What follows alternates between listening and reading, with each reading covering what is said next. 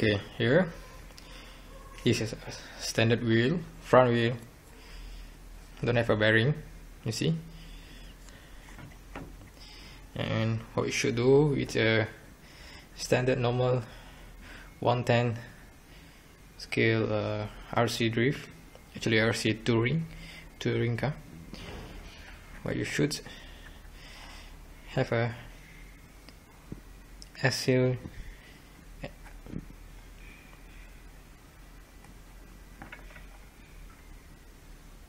see the sub axle or axle adapter or a size 7.0. You can see the size here,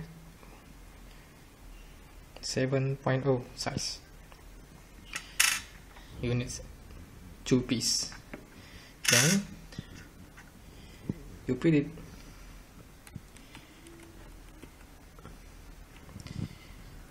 inside here. Another one.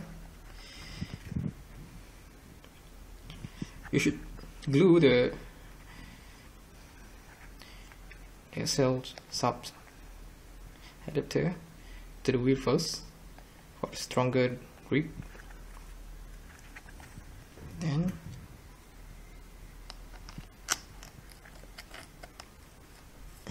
put it and done. See, don't have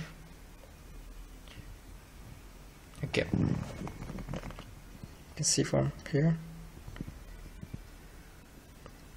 Okay. See.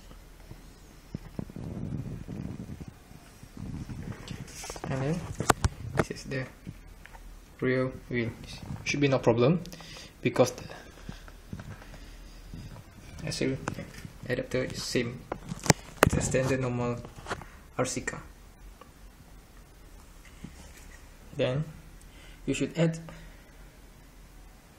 the canopy here and here, here and here. That's all.